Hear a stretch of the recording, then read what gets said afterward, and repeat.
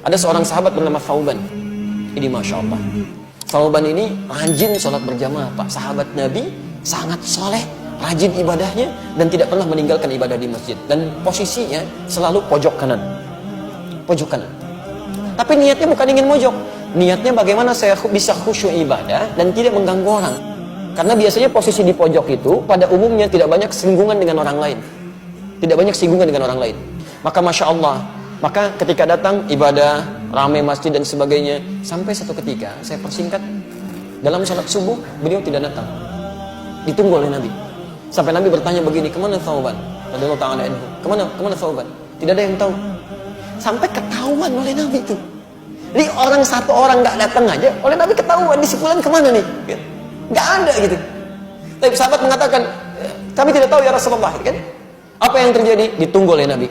Saking seringnya sholat berjamaah, Nabi tidak ingin orang ini ketinggalan.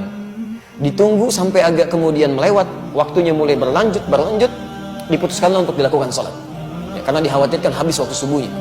Sholat ditunaikan, selesai menunaikan sholat, diputuskan untuk menengok sahabat tadi. Perhatikan, orang sering ke masjid, tidak ada di masjid, Nabi masih mengajak sahabat untuk menengok. Itulah jamaah. Anda tahu ketika menengok itu, ditelusuri jalan ke rumahnya, itu ternyata jarak yang ditempuh 3 jam. 3 jam. Nah, yang paling ingin saya sampaikan ketika ditengok, istrinya kemudian mulai keluar mengatakan, Tufiya zawji. Aina Thauban? Kemana Thauban? Kata Rasulullah SAW. Kata istrinya, Waqad tuwfiya. Dia sudah wafat. Meninggal. Lalu Nabi berkata, perhatikan kalimatnya, apakah ada yang terjadi sebelum dia meninggal? Ini yang harus kita catat. Apa yang terjadi? Kata istrinya, saya tidak merasa ada yang istimewa, tapi saya tidak memahami 3 kalimat yang diucapkan. 3 kalimat. Mahya apa itu? Nah, ini hikmahnya yang harus kita tangkap.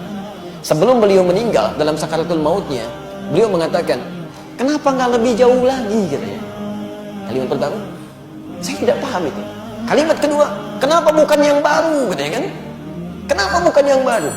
Dan kalimat ketiga, kenapa tidak semuanya aja? Tapi Rasulullah SAW tersenyum, lantas menyampaikan, turun berita dari langit menyampaikan.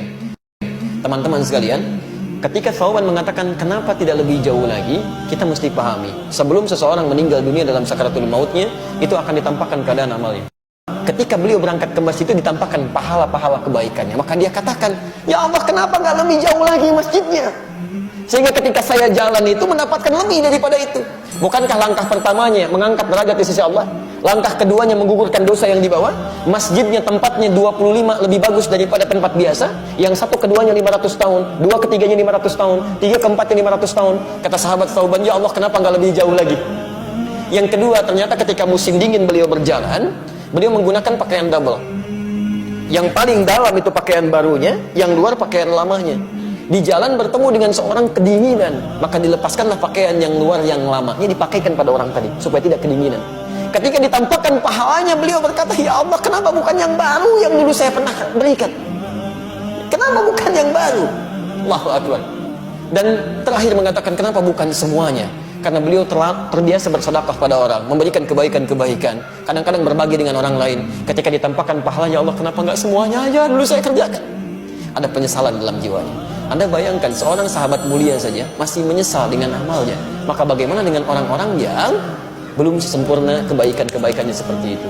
Jangan sampai meninggal dunia lantas dikatakan fa asaddaqa wa aqum minas shalihin. Beri kesempatan, ya Allah, walau sebentar, saya ingin berbuat baik, saya ingin berbuat baik, saya ingin berbuat baik. Zaman dulu tidak ada kendaraan bahkan untuk urusan sepeda. Kendaraan yang saya maksud bukan hewan. Sepeda nggak ada, motor nggak ada, mobil nggak ada. Jarak dari rumah ke masjid 3 jam. Yang masjidnya tidak ada karpetnya, langsung tanah. Yang tiang-tiangnya pelepah kurma, yang atapnya dari daun-daun kurma. Masih mau ke masjid dengan jalan kaki. Sahabat mulia, luar biasa, dekat dengan Allah, ke surganya begitu dekat. Jarak rumah ke masjid jauh dengan masjid seadanya, masih mau ke masjid menempuh langkah 3 jam. Dan masih ditengok oleh sahabat. Anda bukan sahabat Nabi, tetangga Nabi juga bukan. Masya Allah, surga belum jelas sampai hari ini. Kan hisab masih menegangkan, amalan berantakan, kurang apa lagi?